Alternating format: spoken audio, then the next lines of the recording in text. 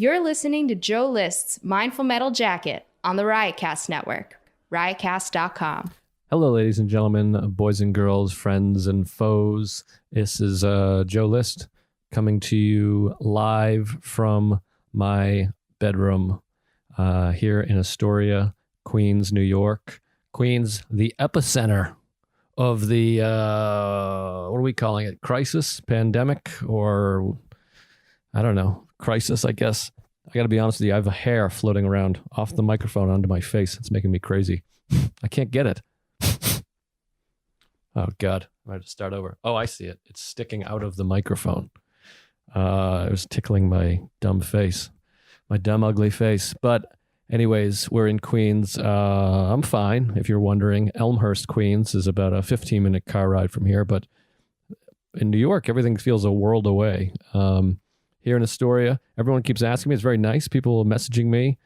You know, no one in my family, but that's all right.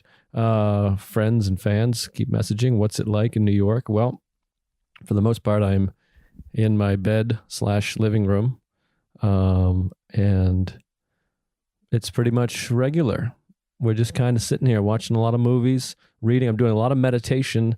Dan Harris is posting 10% Happier. I don't know if you're familiar with him, but he's doing these daily live meditations. Somebody sent them to me. I don't know who. A fan of one of these shows sent them to me. And every day he has a different guest meditation person leading the meditation. And you can go to 10% Happier on YouTube. And a bunch of people that I mention a lot have been on there. Jack Kornfield, Tara Brach, two of my favorites that I talk about a lot. Tara Brach and Jack Kornfield both have their own podcasts and books.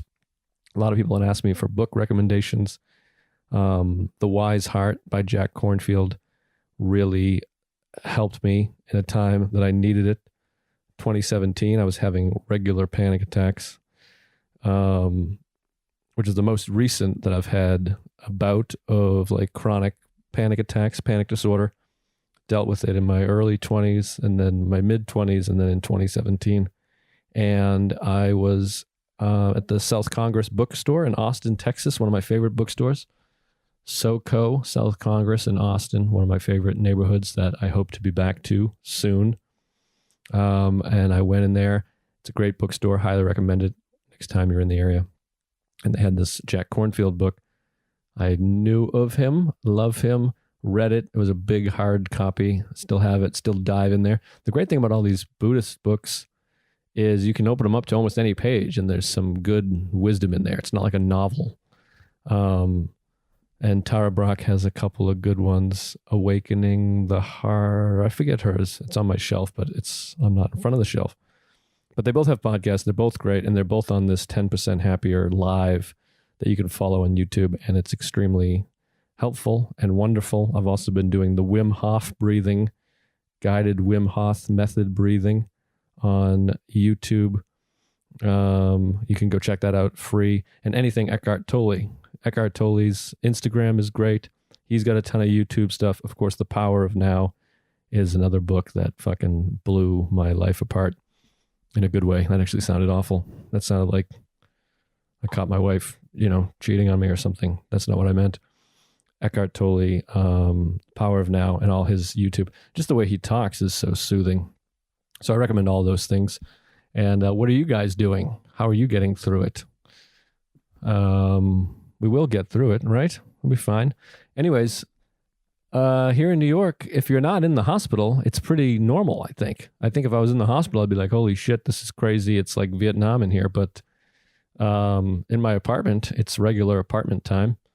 And out on the sidewalk, you see somebody, you walk 9 feet away from them, and everybody pretends to kind of hate each other, but then you smile, so it's nice. It's kind of ideal in some ways. But it's definitely bizarre, but it's not that crazy. It's not like people are just dying in the streets. I'm not stepping over blood to get to my bagel store. And I watched a great thing. Maybe I talked about this somewhere. John Krakauer posted a video of a New York City doctor saying you just got to wash your hands a bunch. Don't touch your face with unwashed hands. And I think, from what I understand, You don't get it from touching a surface. You get it from touching a surface and then touching your mouth. So just don't touch your face until you've washed your hands. And then after you wash your hands, get in there. Pick your nose, bite your nails, stick a finger in your ass, whatever it is, whatever you like, whatever gets you through the night, as they say. But I hope you're doing well. This is a weird time, needless to say. But I think it'll be all right eventually, at some point, one day at a time, one moment at a time.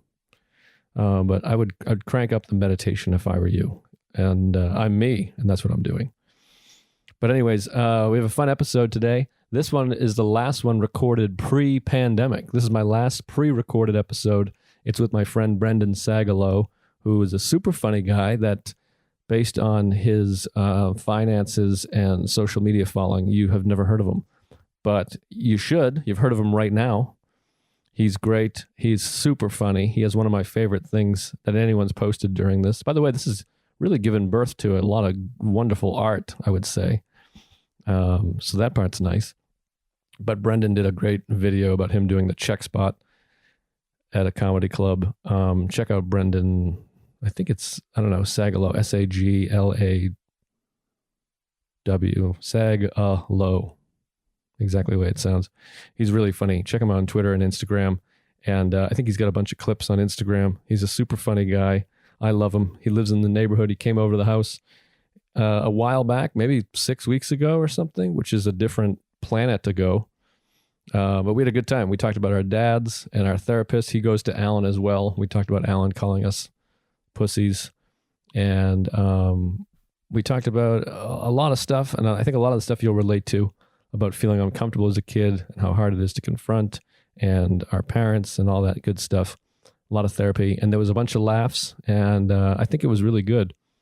But there's going to be references to a regular, normal world that you'll hear, which maybe will be fun and maybe it'll be sad. I don't know. But I think you'll enjoy it. And I appreciate you listening. You can email me at joelistcomedy@gmail.com. Or, of course, you can reach out on Twitter and Instagram. People have written so many nice, thoughtful things. I appreciate it. I hope the show is helping you. And it makes me feel good to hear that it is, or if it is. Go give us a nice review if you can. And tell some friends about the show, for God's sakes. If you know some people that have anxiety or stress and all that stuff that everyone has right now, tell them to listen to the show. That could be another nice thing that comes out of this is more people listen and more people find some stuff they need out of it. Take what you need and leave the rest, as they say. Anyways, I appreciate it. I hope you're doing well. Stay safe, stay healthy, stay indoors, and wash your goddamn hands, you fucking animals. And now, of course, for some wisdom and some hope, we go to my favorite, the guy that started it all for me. Well, really, Alan Watts started it all, but he led me. For me, then he led me to Thich Nhat Hanh, who I love, and I highly recommend any Thich Nhat Hanh video on YouTube and any Thich Nhat Hanh book. Thich Nhat Hanh once said, "Hope is important because it can make the present moment less difficult to bear. If we believe that tomorrow will be better, we can bear a hardship today."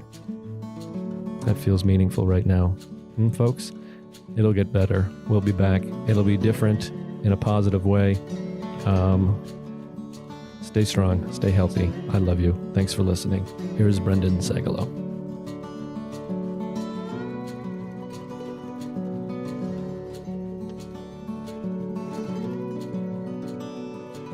All right. We're live. I am here. Yeah, this is a historic episode. You want to know why? Why? Because this is the first episode ever recorded in my new pad. Really? Yeah. So Sarah and I have our apartment, and then there's a downstairs space here that you, Brendan, are currently in. The audience is not in. Feels good, maybe though. one day.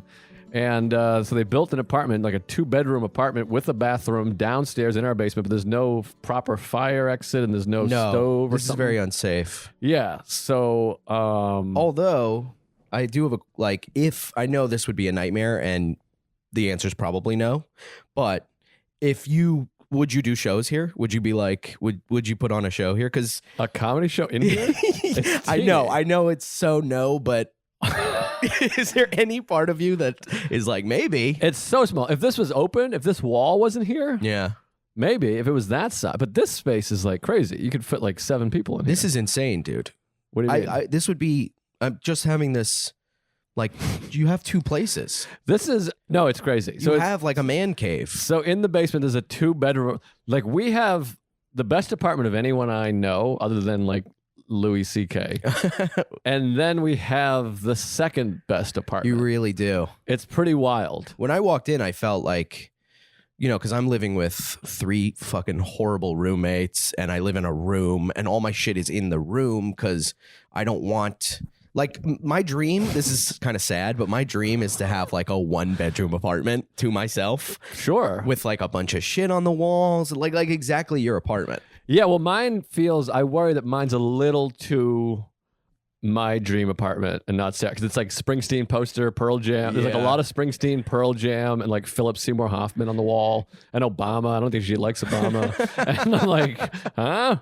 And whatever else is up there. I mean, a lot of it's stuff that we went to together. There's like an Eddie Vedder poster, but that was like our honeymoon. We saw him at a festival and whatever. That's funny though, because when I'm up there, I'm not going like, whoa, this is Joe's apart. This is all Joe. I'm not like, you look at all the shit on your walls and all like your photos, and you're like, this is a accumulation of Joe and Sarah's place. Yeah, I mean, there's photos of us and a lot of books and everything. It's a nice pad, but you never want it to be too, you don't want like your 60-year-old wife to be like, this is my Rolling Stones poster. That's Why my not? husband, or That whatever. sounds awesome. Yeah, I guess so. What am I kidding? Who do I care?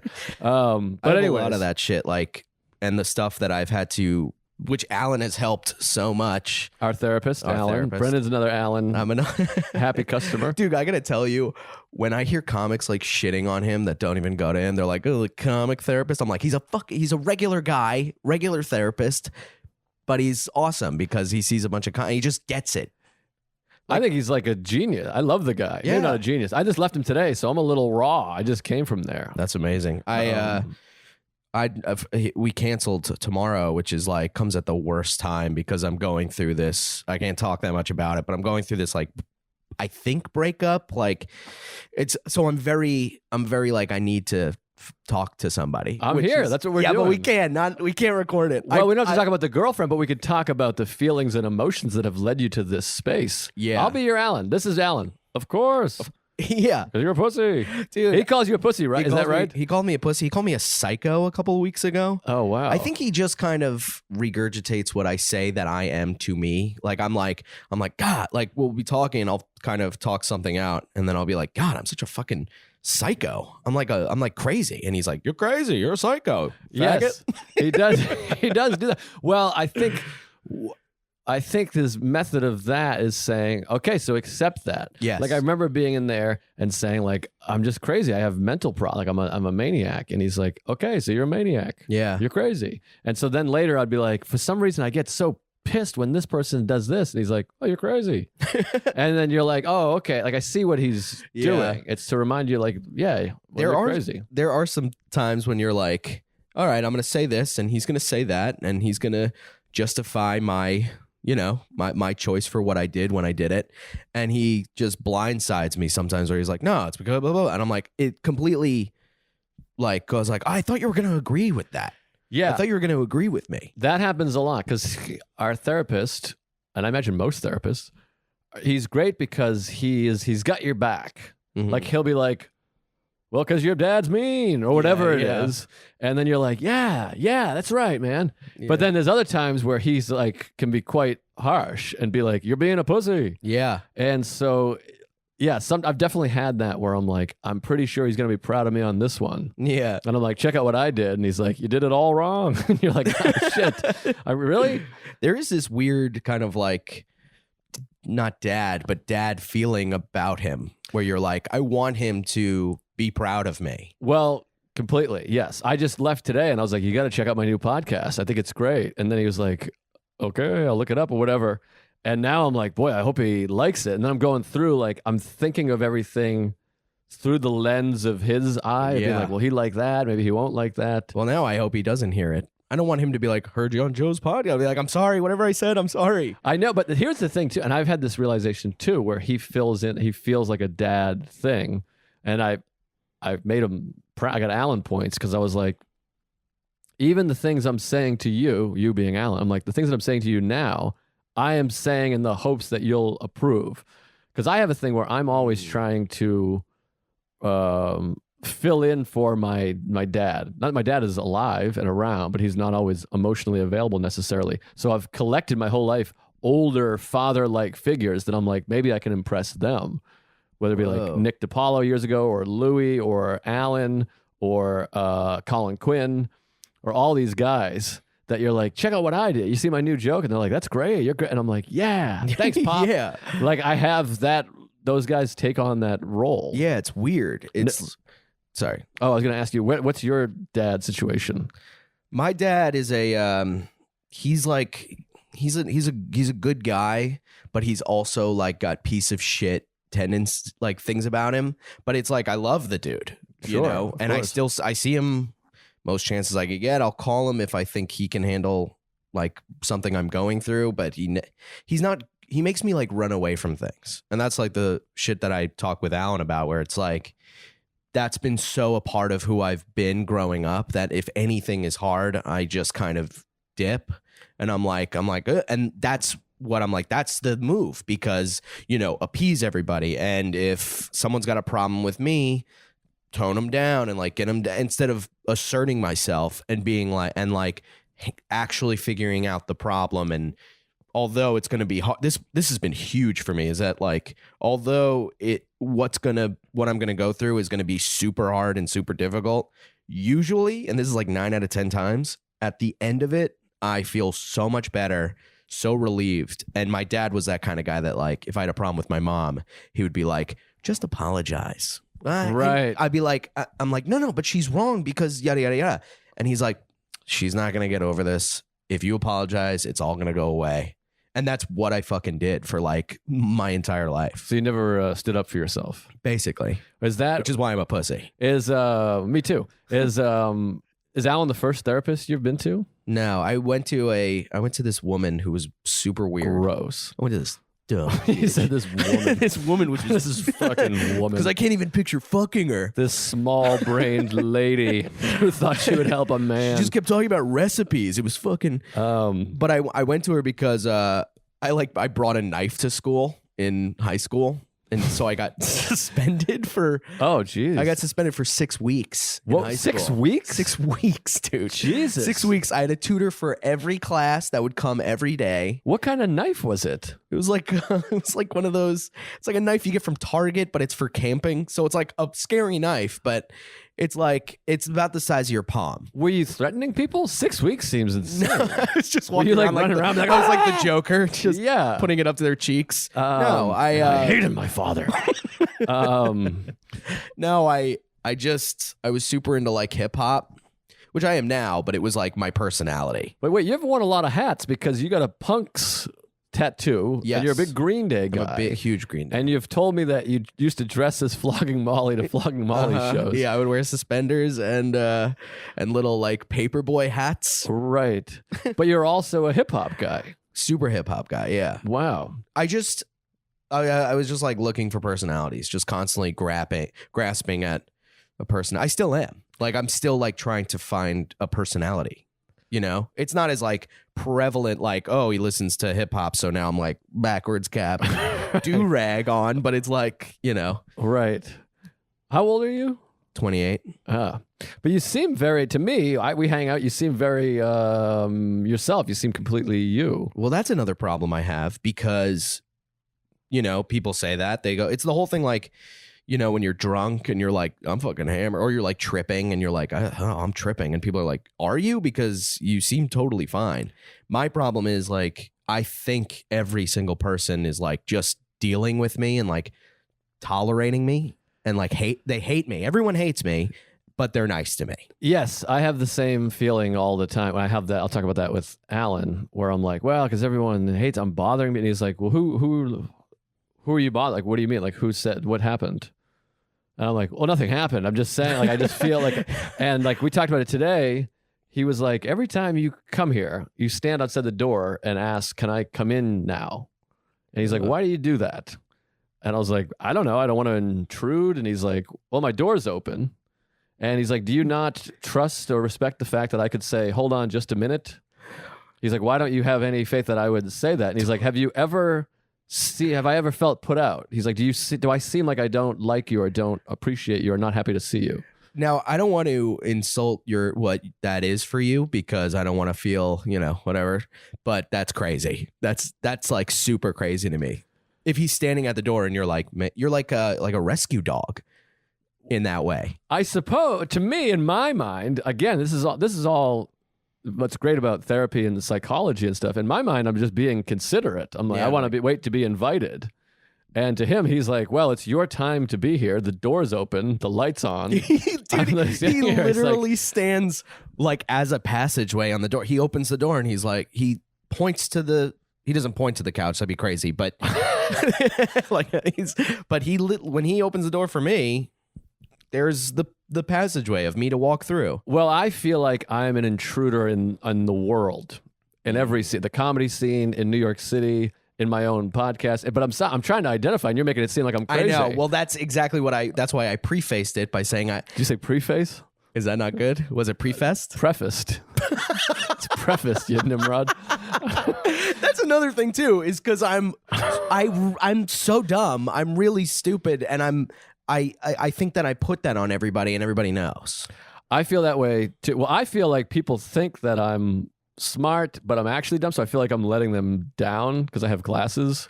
But I had a thing. Smart. I appreciate it. I did a thing on the podcast with Katie Hannigan where I was like, yeah, I read this book called Anecdote, but the guy was British because he spelled it weird. There's supposed to be a C in that word. And then she's like, well, anecdote and antidote are two different words. And I'm like, right.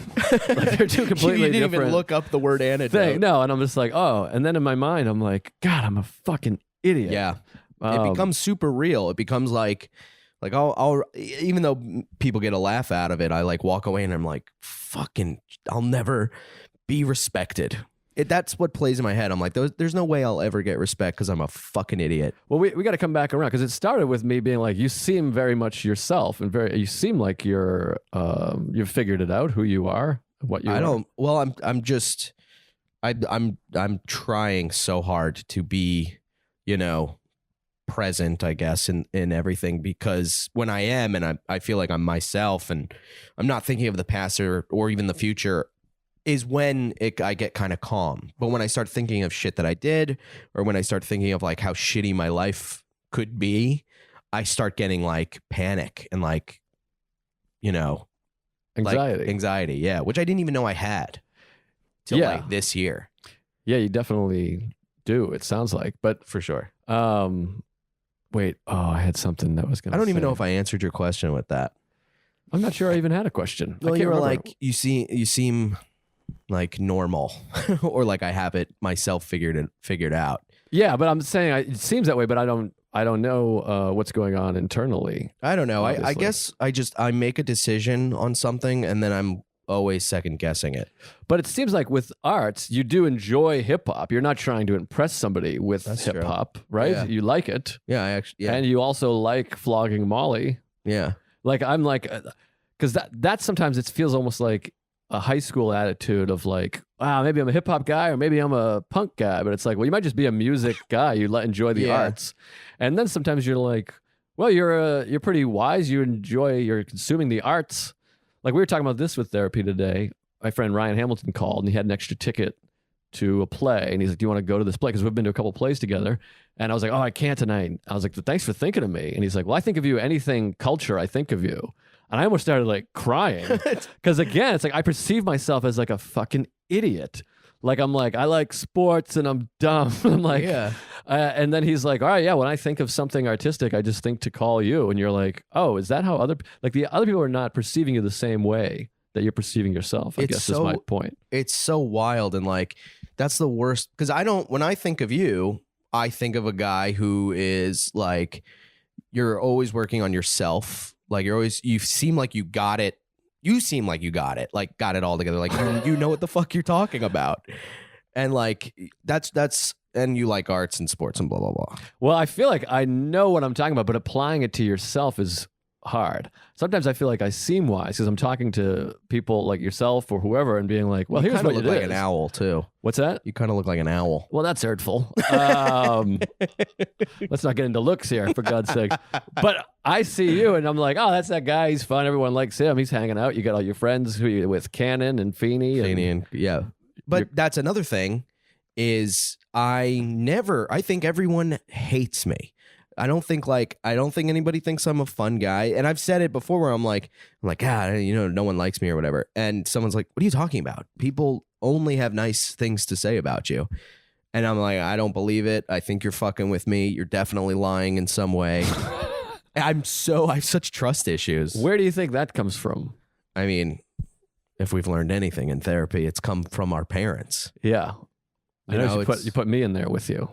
Your parents, not our parents. My parents didn't do shit. Although you met my parents. I don't trust your fucking parents, dude. You met my parents. They're pretty nice, right? They're very nice, yeah. Which is another thing, because I hear you being like, my dad this, my dad that. And I was like, I met his dad. It's fucking nice guy. Well, first of all, let's not divulge that I'm talking shit about my dad. No, but you do it on podcasts and stuff. No, my dad's a great guy, sweet guy. But this is the thing I've learned a lot in therapy, and like, you don't allow yourself to feel guilty because you're like, my parents were great. They didn't hit me and they weren't, they didn't get divorced or whatever. Yeah. But sometimes it's like, oh, maybe you didn't get everything you needed from them, even if they were around. Sure, yeah. Like, there's not a lot of I love yous or hugs or how are you doing or I'm proud of you or stuff like that. Yeah. I don't get a lot of I'm proud of yous either. Well, maybe they have no pride in you. Have you ever thought of that? No. It's all I ever think about. Right? Do you? Yeah. Well, no, but a little bit. Like when I think of my parents, it's mostly, it's confusion of like the same thing. Like they didn't hit me and they were there and they didn't get divorced until whatever. Like I was out of the house, but they've never said I'm proud of you or anything like, and I still talk to him, and that's what makes me feel bad. I'm like, I love my mom. I still talk to her. I called her today, but she fucked up on some things that most people, I feel like you'd be like, fuck you, get out of my life.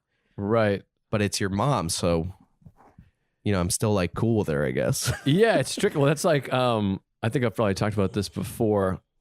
I know I have on Tuesdays with Stories, I think, but one time I had, the horrible flu, like norovirus out on Long Island with Sarah, and I was like puking and shitting. It was like, I thought I was dying. Oof. I remember thinking, I'm like, if this is what having like cancer or chemo is like, it's like, I would just kill myself. It was crazy. Yeah. It was the sickest I've ever been, but it makes you emotional because you're just like throwing up and you feel weak or whatever.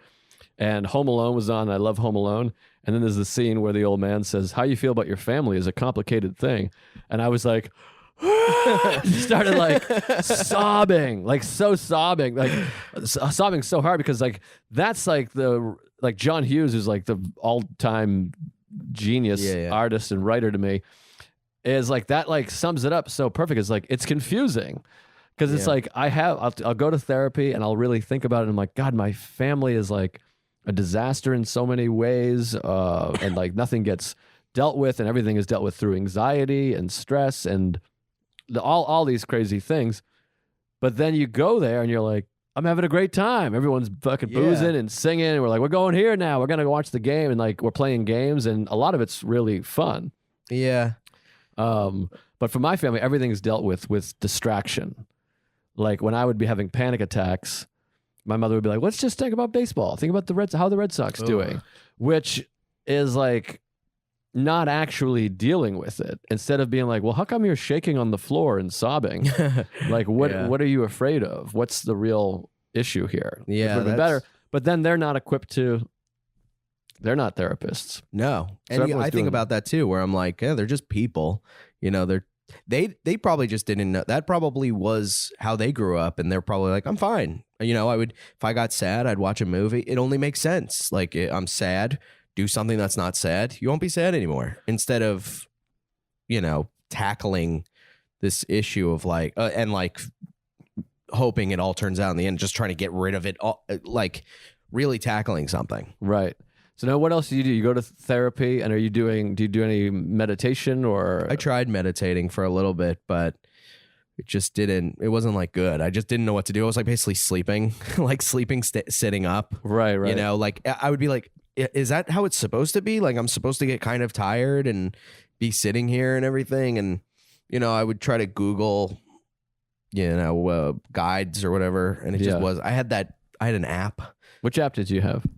Start naming them. And I would. Calm? No, I do have Calm on there, but I'm like. Headspace was the one. Yeah. How was that one? It was okay. I mean, like it's cool. And the guy's like, you'll start feeling, he's like English. So he's like, you'll start feeling tingles or whatever from like feeling it from your chest down to your knees. And I really didn't feel like I was doing it well. Right. And then I was like, maybe it's bullshit for me. I don't know. I really want to be able to do it, but.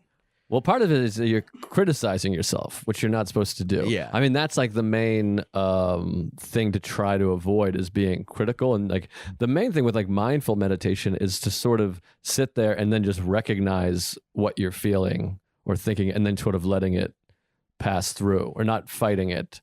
And I think a lot of times is what happens is people like us or most people in general, you become critical. You're like, oh, I'm not doing it. I'm thinking about bowling. Fuck, I'm an idiot. All right, let me try again. And then your thoughts keep coming back because that's naturally what your brain does. That's like the brain's function. To like distract you? To think of things. The brain's function is to solve problems. And if it has no problem, it creates problems to solve. Well, I guess I kind of do that too. If I'm like thinking of the shitty anxiety stuff, I don't go like, no, think of bowling or whatever. I'll go like, no, fuck that. Like I'll be like, no, you're great. And then I'll be like, don't say that. Like it's just constantly like, it's a constant fight.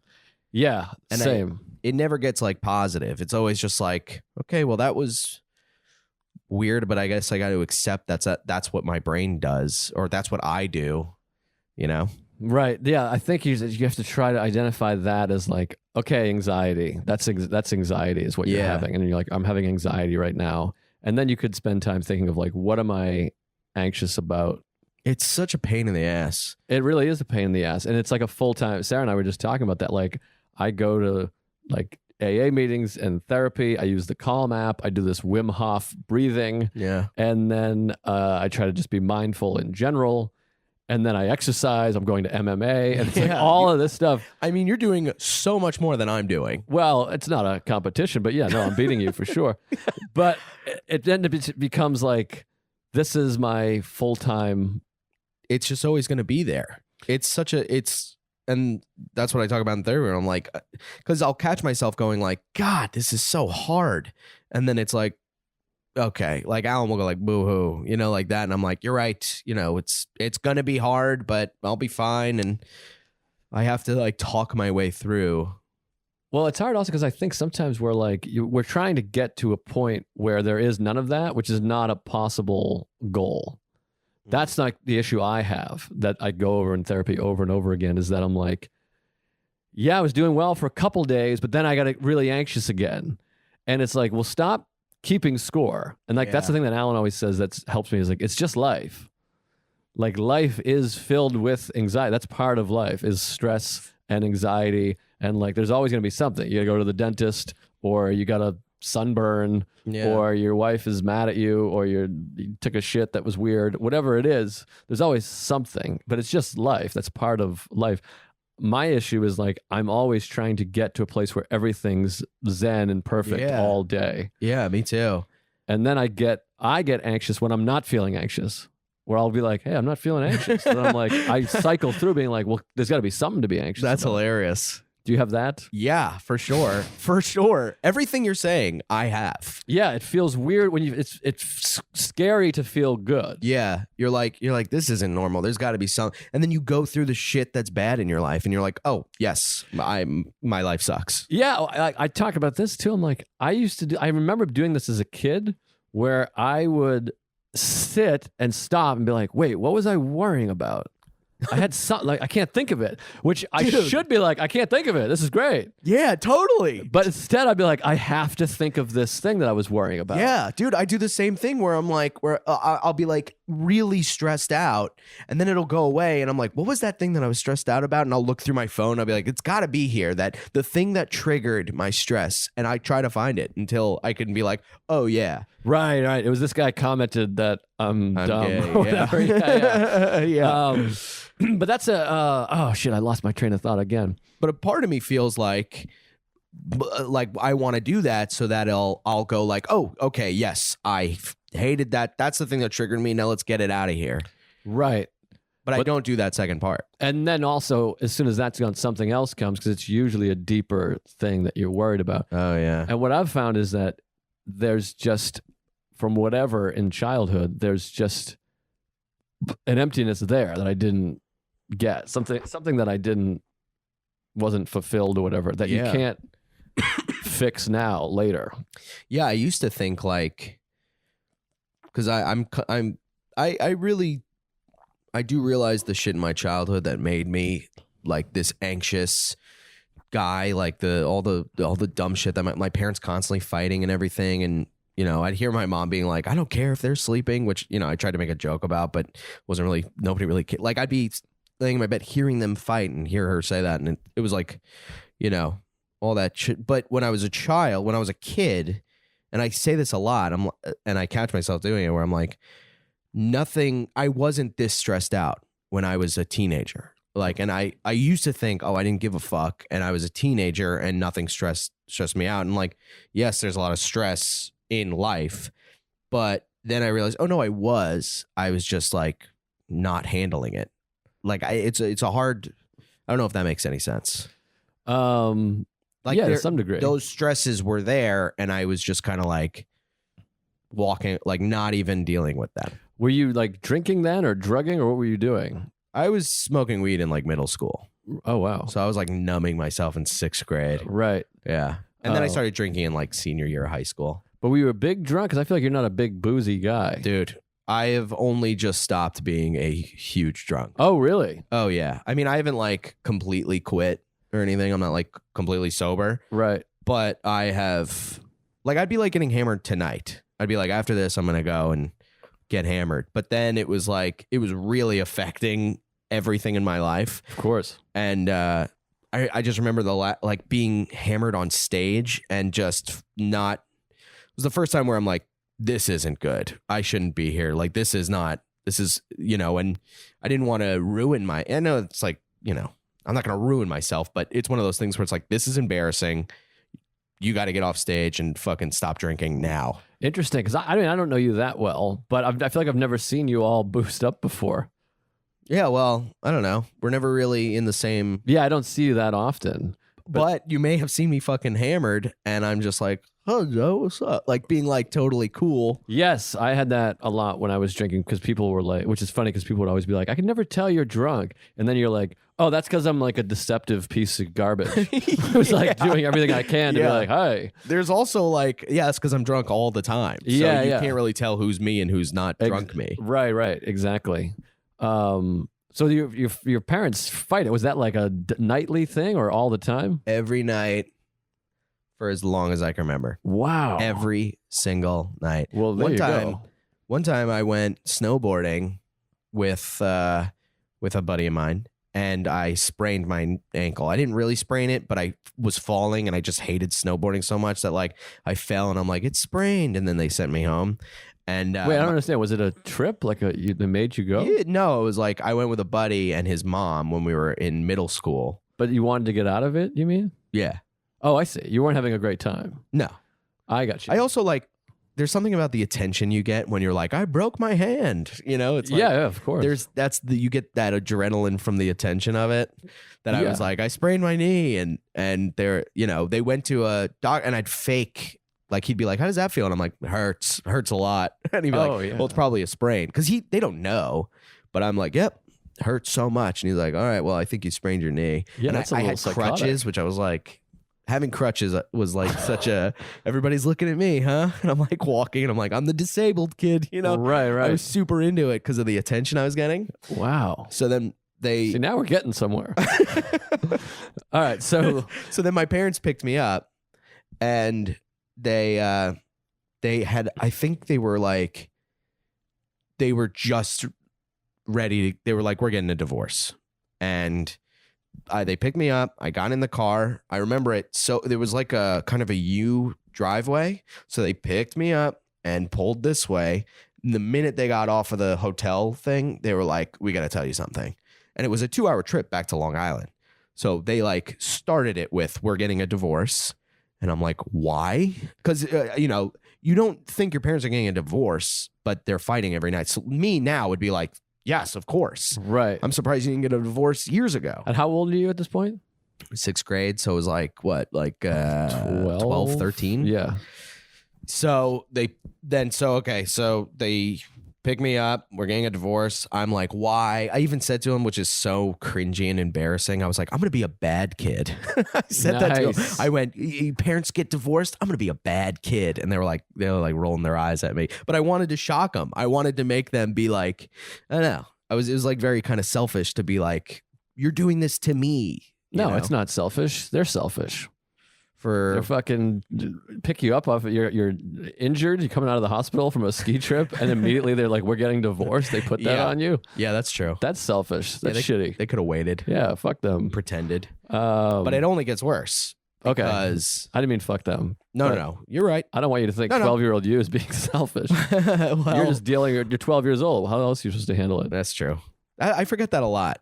I forget that we were, you're a kid. So it's like, I'm putting 28-year-old Brendan in that car. Yeah, I think anything sub 16 is not your fault. It's off the table of... Yeah, it's like if there's 2 adults and a teenager involved or a 12-year-old, it's on the parents. It's very strange. And even if you take a shit and swipe it on the windshield, somewhere along the way, that's on them. That needs to be thought about a little bit more. You should be beaten to death, but I'm saying they created it. I mean, that's always interesting to me when parents are like, why you did this? They're like, well, I'm a product of you. Yes. You've created me. Yeah. You've created the space that I'm living in and the DNA of me. Yeah. So whatever, point your finger, 3 fingers are in your own ass, or whatever that saying is. All right, so it gets worse. So they tell you they're getting divorced. And it's so fucking, like, it's so weird when you're a kid, the real traumatic shit. Like, I feel like trauma now is really just, a friend dies, which is sad, but I don't know. I don't know what I'm trying to say. Sure. I don't know what I'm trying to say here. But you're just brushing over a friend dying. There's like trauma shit where it's like, when I remember I was a little kid and I picked up the phone once when the phone rang, the house phone, I picked it up and I just listened to my parents talk, and my dad was like, I'm so horny. And my mom was like, yeah. And I was like, and I like click. And that's such a traumatizing thing. And how old were you for that one? I don't know, man. I don't know. I don't remember how old I was, but were you old enough to know what like horny was or sex? Yeah, I was old. I was probably like 14 or something. Oh, okay. But that seems too old to be picking up the house phone. I might have been around maybe younger than 12. I don't know, but I remember that fucking happening. So it sounds like they liked each other maybe. I don't know. A little bit. Yeah, they're still friends, kind of. But they're divorced now. Yeah, my dad just got divorced. Like, they were married but separated from I was 13 to 26. So the 12-year-old, when you're 12 years old after the ski trip, did that stick? Yeah. Well, at that point, my dad never slept in the same bed as my mom. Wow. My dad would sleep on the couch. They would make me sleep on the couch sometimes so he could sleep in the bed, or my mom would sleep on the couch, whatever. It was always some fucking thing. But the crazy part of this was, like, I pretended to go to sleep in the car when we left the ski lodge thing. Mm-hmm. And I hear them arguing. Like, they're trying to whisper. I remember they were trying to whisper, but then it just got at it and they just started yelling at each other. And I didn't go like, I'm up, everybody. I kind of just, I was laying down and I just kind of like was listening to them argue in this small fucking car. And the argument was like, my dad had, and I've talked about this on podcasts, so I don't think maybe I shouldn't be talking about his life at all, but he had like a friend from work who was like they were like really close. It is yet to be determined if he cheated with her, right? But with the guy, you mean? With the girl. There was a woman. Oh, it's a woman. It was a woman. I got you.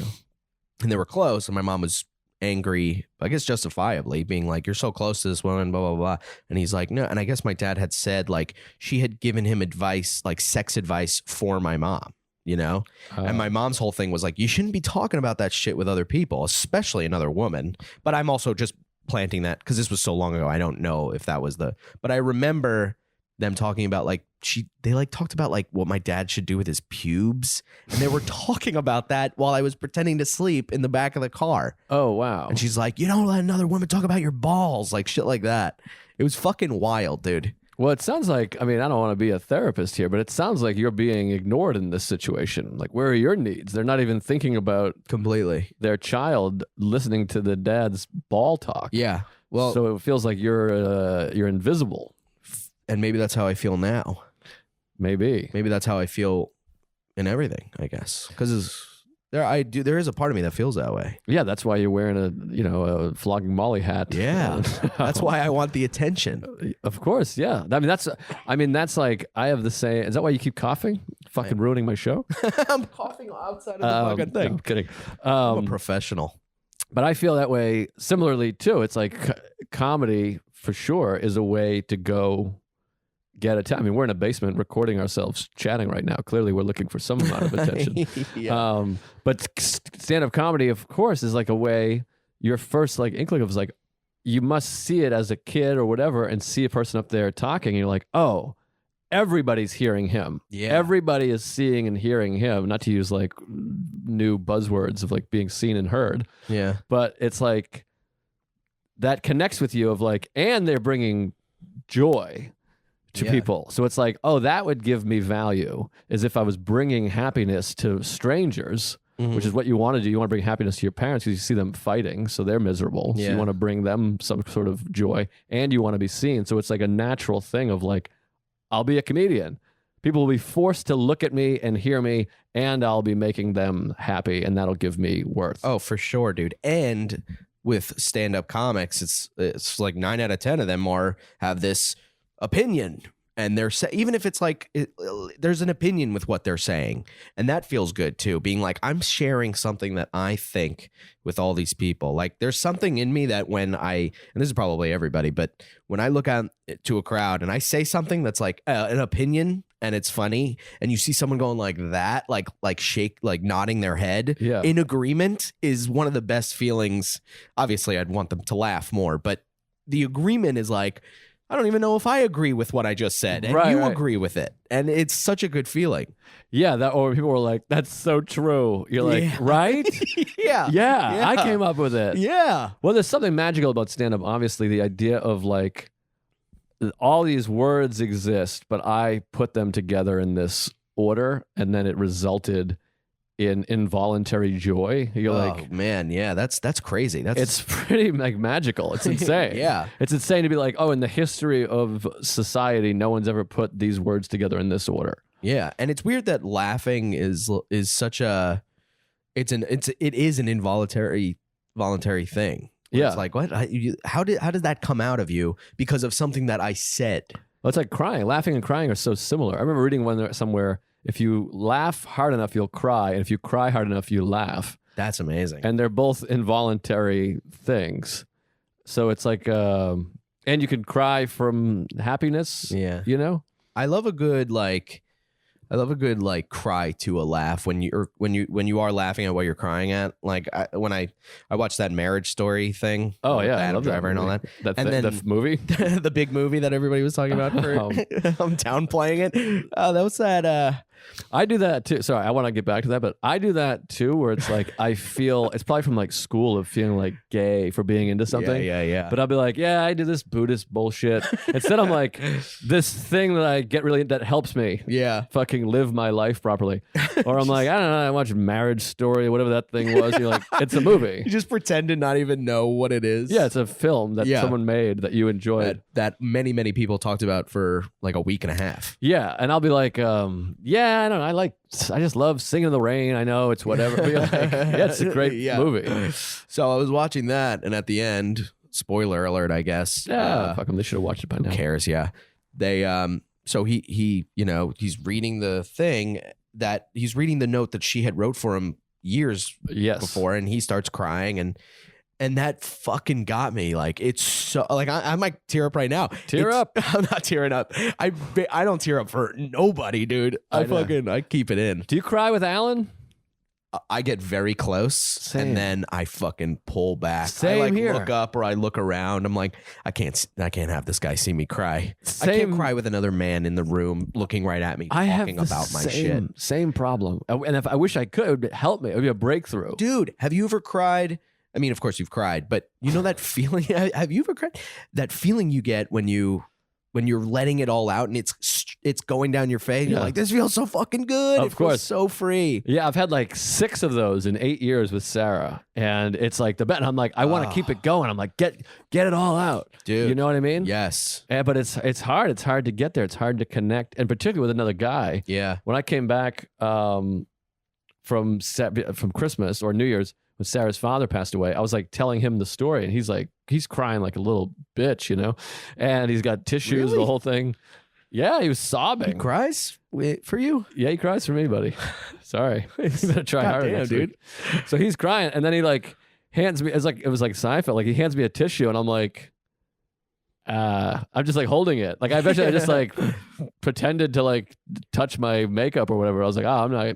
Really? You didn't just go like, no, I'm not crying. No, I just took it and was like, right. And then I just held it like an asshole. But I had cried with Sarah when it happened and the days afterwards. But like being in an office with Alan, I don't know. It's so intimate. But so Marriage Story got me in a way that I was crying, and I was like crying pretty hard, like to the point where I was like, I was like reeling in, but I was alone and I was in my room and I'm crying, and I just started laughing at the fact that I'm crying at this fucking movie that was, and it was one of the best feelings I've ever had in my life. Just a laugh from a cry. Yeah. Being like, what the fuck am I doing? Well, when you get through it, it's almost like masturbating or something. Like you're kind of like, whew, all right, I feel good. Like I'm just like, everything feels fresh again. You're like, let me go watch a movie. I'm going to watch Goodfellas again or something. You're like, yeah. Everything feels fresh. But no, I feel like I'm close to crying all the time. Me too. Like this is where I realized I have problems, and it probably stems from childhood. Like there are times where like I'm waiting for the train and it's just not coming, and I'm like, oh, my spot's in a half hour and the train's not coming, and I'm like, my feeling is like I want to cry. Really? Yeah, like that's like I'm not going to cry, but like the feeling I have when I'm really mindful, it's the feeling of like, why? Yeah. And you realize you're like that when you see kids, they're crying over something very small, probably, usually. And you're like, that's how I still feel. We're just adults enough to be like, well, I can't be crying on the subway. That's absurd. Yeah. And people are like, why are you crying? Like, oh, my train was late. Yeah. I don't get the like wanting to cry from that, but I do get like, there is like the hatred for myself. There's the hatred. Like I always get to a point where I'm like, you fucking idiot. Why didn't you leave earlier? Like I couldn't have predicted this. I couldn't have done it. Like yesterday when you were like, are you on your way? And I was like, what the fuck did I? And I it's always usually my fault. And I'm like, fuck. Like that's when my anxiety was like, God damn it. I'm a fucking idiot. What the fuck? Well, I was so mad at myself because of something that was like so clearly my fault. And I hate people that are late. I hate being late. And I do it so much. So there's still like, I don't even get to have the pride of being someone that's like, yeah, hate people that are late. I don't do that. I just hate myself. right. Yeah, I have that with the late too. Yesterday, for those of you at home, we were supposed to do this podcast yesterday. And then you were supposed to be here at 6:15, and then at like 6:30, I was like, you all right? And I knew something was up. And then I got legitimately worried. I was like, maybe you got hit by a car. Yeah. But I knew something was up when at like 6:07, I was like, oh, here's my address, by the way. I thought it was bizarre that you hadn't asked for my address. I just like hearted it. Yeah. And then I was like, maybe earlier I said my address. Yeah. And then when you were like, I thought it was tomorrow, I looked, and like the word today is in like 4 consecutive I know. That's texts. what I was like, because my immediate jump is to like, oh, but this cannot be my fault. I'm the king. Why would I be an idiot? And then literally one scroll and it just says today. And I was like, oh, fuck me. God See, damn it. it sounds like you have the thing that I have that we talk about in recovery circles about you're like the piece of shit at the center of the universe. You ever hear that? No. Where it's like, how could I I'm the great. Everyone should love me and everyone should listen to me. But I am a piece of garbage. Yeah. I'm a piece of shit and I hate myself, but everyone's talking about me. Like it's the idea that like everybody hates me. is this weird, I don't know, conundrum, oxymoron, whatever the right word is, where you're like, I hate myself and people hate me, but also they're all thinking about me. Yeah. So you have the ego that's like, everybody right now is thinking about me, Yeah. but they're thinking about me in a shitty way. It's very weird. So it's like, I hate myself, but I also presume that all of our society is thinking about me. But also in a positive way too. There's like, okay, everybody hates me, but also everybody doesn't hate. They love me, and they should, but they also shouldn't. Right. You know? I've had this feeling before, and I tried to do a bit about it. It's interesting, like your perception of yourself changes per situation. Like I remember being in a relationship. I'm in a relationship now, obviously, but like my previous relationship, for example, I was like with my girlfriend, and I remember thinking like, why does she like me? Like she should leave me. Like I got bad teeth. I don't make any money. I have herpes. I'm a drunk. I'm a fucking loser. Mm-hmm. And she's like hot and smart and beautiful. And I'm like, what a piece of shit. And then we break up. She's like, we need to break up. She leaves me. And I'm like, what are you, nuts? Do you think you're going to find someone better than me? I'm like, I'm so nice to you. I'm so loyal to you. Yeah. I make you laugh all day. And it's so like the same assessment was like, why doesn't she leave me? I'm horrible. It's so ego. It's all ego. And your ego is not your amigo. Is that a thing? Is that a? That's a fun saying. Read I that in don't a know. book. That's a fun mantra, I I'll suppose. say that now forever. Yeah, I'll my probably ego's not say my that amigo. for the rest of my life. Well, it does help at times because you're sitting there being like, this is ego. Yeah. Like I think about that. There's certain like where I've made jokes where I'm like, my ego is like, oh, let everyone know what a great joke you came up with, even though it's completely inappropriate to make a joke right now. But like you have, that's like that ego battle of like, do I want everyone to know how smart I am? Or maybe it's like correcting somebody or some kind of thing that like you're saying a thing that's detrimental to the conversation or the social situation. But you're like, I want people to know that I know this. Totally. Like I have that, but when it comes out, I've kind of realized I'm like, oh, you kind of sound like a cunt. Like kind of reel it in a little bit. Cause if I'm like, I have to do that. I'm like, make sure this person knows that they're an idiot. Right. And then I'll say the thing and I'm like, who am I? What was my place to do that? Yeah. Even if I am trying to be funny. Right. It's very difficult to navigate It's so hard. all this stuff, but It's so hard. you got to try to just be yourself, right? Yes. Yeah. I remember like you could look at it like, I know that it is a part of you. And I don't know if this is like a toxic way of thinking, but I always think of like insecurity and anxiety are just two fucking people or dudes that are just standing behind me constantly, like tapping my shoulder, being like, that guy for sure hates you, or he'd be talking to you right now. Like if I go to like a party or like a, whatever, I'm like, what am I doing here? I don't belong here. What everybody hates me. Yeah. My anxiety's going through the roof. My insecurities are going through the roof. And I just have to be like, I got this, which is like such a weird way to think. No, I think it's actually good sometimes to like personify your anxiety as like a part of you. If you're like, oh, that's just that thing. Yeah. And that's where like like Alan saying of course has become like my mantra. I want to get of course tattooed on my arm. But sometimes I'm like, oh my God, I'm freaking out right now. I think, and I'm like, of course, I'm about to do a TV show. Of course, I'm anxious. Yeah, or I'm in like a social situation with people that I'm not necessarily close with. Like, of course, I'm feeling that way. That's amazing. It helps me. Like Alan is like the little saint on my shoulder. It's like, of course. Yeah, he's a little Jiminy Cricket. But I feel that way all the time. And you're like, I don't know why I'm so scared. And you're like, oh, I'm going to see my family. It's a stressful situation or whatever it is. I have a boner at an elementary school. It's nerve-wracking. Yeah, that really helped me, what you just said, because I feel like I'm kind of close to that, because I do have those thoughts, like the of course thoughts where, you're like, right now for me, it's that's just a feeling and it'll just continue forward. It's not real, blah, blah, blah. But I've never had the feeling of being like, well, yeah, I'm at a party where everybody here is like, on TV, or they're all millionaires or whatever. And I'm just this fucking dude who like, whatever, like eats whipped cream anytime I see it. Well, I think you had it good for a moment until the end. You got so close until you started fucking calling yourself a piece of shit. Dude, I do that so much. I do that in Alan points that out. He's like, stop. He's like, why do you have to? He's like, that's where it should end. Like the part where I'm like, of course I'm anxious. All these people are here and whatever. And then I'm like, and I fucking suck. And I eat whipped cream. Meanwhile, like everybody eats whipped cream. I don't know. I mean, like Louis C.K. is a millionaire. Like he's got Q-tips on his floor. I mean, he's a wild animal. I mean, he eats ice cream out of the That's carton. true. You know what I mean? I mean, like, or whoever. I mean, whatever example of that's just like human stuff. And then it's like you're not inferior to people because they're making more money. Just because I have a 4-bedroom apartment and you live in a shitty bedroom with 9 roommates doesn't mean I'm better than you. Yeah. I am better than you, but not because of the apartment. Okay, all right. I'm joking, of course.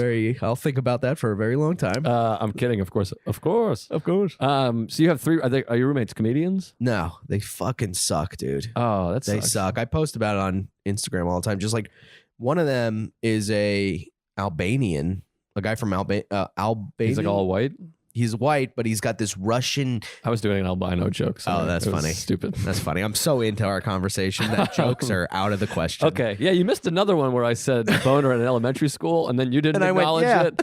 And so it makes it seem like we just are like, yeah, that problem we have. Yeah, that we're pedophiles. you also say things that like are trailing off, like you were like, yeah, you have 3 fingers in my ass. And I'm like, exactly. And I just keep moving forward. Like, what am I going to go? What am I going to mention See, I got a little wave of anxiety of like somebody listening to this because it's like, it's not Tuesdays with Stories. It's like, I'm doing a mental health podcast Yeah. and I just made a joke about having an erection in elementary school. And then you don't acknowledge it as a joke. So now it just seems like we're these weird, like anxious pedophiles. yeah, but it's still you. So anybody who listens to Good point. Tuesdays is going to be like, of course Joe's going to. There's no question. I'm not listening to Tuesdays and then hearing you being like, oh, come, blah, blah, blah.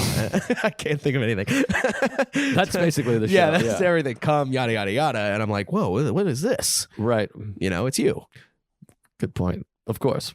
What were Okay, we so the talking about? roommates. Sorry. You have roommates and they He stink. sucks. Yeah, they all suck for different reasons. Oh, Like, jeez. yeah, it's just this guy's he doesn't speak English. English is like not even his second language. It's like way far down the line. And he sends these weird he doesn't get it. Like yesterday we got in this group chat argument where, and I usually just don't talk in the group chat. That's like something where I'm like, I'm not even going to acknowledge this. I'm not going to talk to these people and I'm going to move the fuck out. I'm going to just do what I do, which is clean every Sunday when it's my turn. Not be a fucking asshole, not smoke weed I still smoke weed in the room, but whatever. So they're all arguing and there was like this gooey, weird brown shit that was in the sink. It was very fucking weird. It looked like somebody puked. And he sends a message with a picture and he goes, hey, whoever did this is more English than he's like, whoever did this, don't do this. And everybody's like, ew, what is that? And I'm like, what is that, puke? Like, we're all like, what is that? And he's like, well, whoever did it. And we're like, well, dude, obviously no one here did it, or someone might fess up to it. I'm hoping. But I was like, obviously no one here did it. And then I was like, maybe you did it. The poison, the toxic poison just came over me. And I went, maybe you did it. And you're just trying to distract us from the fact that you just puked in the sink. And he's like, and he goes, why would I do that? Why would I send you a picture? And I go, whoever smelt it, dealt it. Like he would understand what whoever smelt it, dealt it meant. And he was like, I don't know what he said like something like, take your philosophy somewhere else or something like that. It was very fucking weird. But I posted up about it on Instagram. And it's like, what am I doing? Arguing with this fucking dude? Does he see it or does he listen? Will he listen to this? Because that would be weird. No. Okay. There's no, unless he's the biggest Joe List fan, which would blow my mind that he would even know what podcasts are. I'm not trying to insult you. If he even knew what a podcast was. Right. He's just this like dude who's like in construction, probably knows people that are like committing murders. Right. Now, have you thought about getting out of there? Because like there's that. Oh, yeah. My old apartment, there was a room available. It's That's a very block away from stressful to think of that, and it's like I only want to move out if I have to because I have a lot of shit. So me and my buddy, who's been like my friend since we were 5 years old, is moving, and he's talking about Astoria. So we looked at a place yesterday, and the place was shit, and I felt so good to be able to assert myself to tell the lady to be like, don't show us places like this. This is not good. Oh, like that's great. It felt really good. I was like, we were doing it together, like tag team, which is so not us either. Like he's as much as like an anxiety ridden, doesn't assert kind of guy himself. And we're just like, just together, like, don't. There's cracks right there. There's a crack in the shower thing that'll That's leak. great. You're having a better feeling of yourself. Yeah. You're better than this. And it's one of those things that when you do it, it's very hard. And at the end, you're like, fuck yeah. Like you feel so good about yourself. Yeah, that's the best thing that therapy has done is like been like, go when you get homework, you're like, call this person and tell them what's what or whatever. And Oh yeah. it helps. And then it's all slow growth, mindfulness and asserting yourself and understanding that anxiety is just anxiety. And I always like to remind everyone that fear is just fear and your thoughts are not reality. Yes. Hell yeah. Yeah, for sure. And we've talked about this where it's like before therapy, like I'm like, oh, I have to confront someone. You know, I'm like, I haven't confronted somebody in a week. I have nothing to. Yeah, I've done that completely where I'm like starting a fight like a half hour before therapy. Yeah. I'm like, remember that time in 5th grade you threw water in my face? People are like, what? I did that and it worked out. So it was like such a good feel. Like I texted my dad because he was like, I did this. I opened for this comic and the biggest theater I've ever played, which was like the Wellmont Theater, which is like, you know, whatever. I don't know, but it was like the biggest I've ever performed. So I was proud of that. And it was sold out.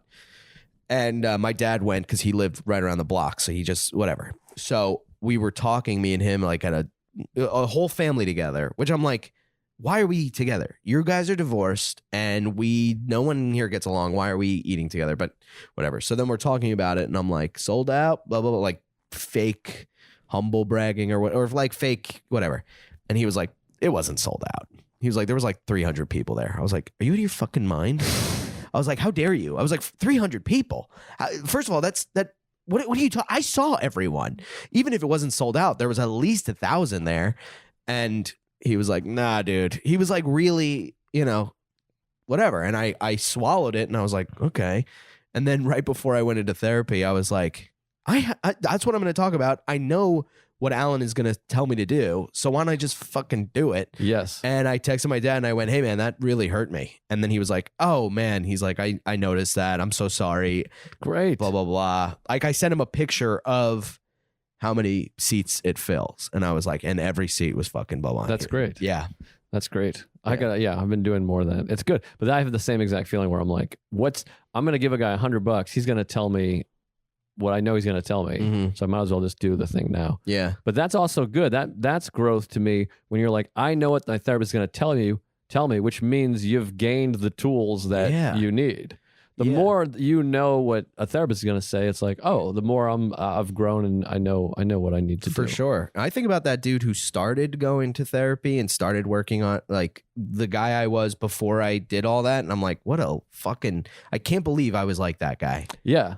I can't believe that dude existed. And that's the only way to do it is compare yourself not to others. Compare and despair. Compare yourself to earlier you. I feel that way with like martial art. I'm doing MMA, which is very metaphorical in so many ways where like my instructor's always like, I'm like, yeah, but I couldn't beat anyone up. But he's like, yeah, but imagine you fighting you day one. He's like, it would be a bloodbath. And you're like, yeah, good point. Yeah, I would choke the shit out of July me. Nerd. Yeah. So I got to wrap up. I got to go take a shower and oh man, this was so much fun. Crying. Yeah, do you feel good? I feel so much better. Great. It feels like a therapy session. Let's do it. I'll charge you half the price that Alan charges. So $5. Yeah. Oh yeah, you probably pay him nothing. I'm not telling you. He works dude. on a scale. All right, we have a nice socialist therapist, and God bless him for He's it. such a good guy. But I do feel better. I came in here kind of anxious, as you would. Yeah, you know, of course. We're recording it. Yeah, and I hope we've become closer. Yeah, I feel close. Well, I felt close ever since you came to my parents' house. Yeah, I still think about that. That was really fun. I was like, that was a fun time. Good Maybe stuff. I'll have you do it again, actually. I'd love to. Also, you're great in Mike Cannon's special. Thanks. I really regret the no sleeves thing. Oh, no, it's funny. I thought you were playing the part of a douche. No, I just showed up like that. That's hilarious. And he was like, what are you doing? He got like kind of mad. He was like, you come to a shoot with no sleeves on? And I was like, hey, you know. Go check out Mike Cannon's special on YouTube. What's it called? Life Begins. Life Begins. Oh, it is Life Begins. Well, Yeah. I nailed it. Life Begins is a hilarious sketch. I told Louis I'm referencing Louis too much probably. But I told him about that line. I was like, Louis did it. Yeah. And then he's like, but this is Crashing did it. different. And you're like, how? And he goes, exactly. It's so funny. He thought it was hilarious. So, all right. Well, tell the people where they can find your shit. Find me on Instagram and Twitter at Brendan Sagalow. Go to my website, BrendanSagalowComedy.com I'm headlining. When is this going to be out? I don't know. We're back. Well, I never headline anyway. So the 2 times I'm headlining this month, come see me and listen to my podcast, Garbage Days with Scott Chaplin. Oh, yeah. I love Scott. Yeah, we have a really good time. It's SAGLO.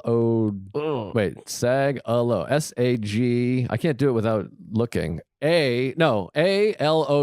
You got it. What's that, Irish? That is Russian. Oh, it comes really? from Sagalov. Oh, no kidding. Yeah. It's weird. Is your mother Irish? My mom's Irish. Because Brendan is one of the, I got to wrap it up here, but Brendan is one of the few first names that you can tell somebody's ethnicity. Brendan, my mom's last name is Burns. Ah, Brendan Burns. That's Brendan a comic. Burns. Well, I know. And when I started, I wanted to use that as my name because it's Sagalow. I was like, yeah. Now I know it's a fucking sword, my last name. Yeah, it sounds good. It is a sword. Yeah. But every Brendan is an Irish. It's like an Irish first name. Yeah, which is weird. St. Brendan. All right. That's Brendan Sagalow. Great guy. Thanks for doing it, buddy. Thanks for having me, man. And thank you for listening, everybody. God bless. I don't know. Not God. God bless you. Life bless you. Love you. Mindful Metal Jacket is hosted by comedian Joe List. Produced by Joe List. Edited by Matt Kleinschmidt. Executive producers Robert Kelly and Matt Kleinschmidt for the Laugh Button Podcasts.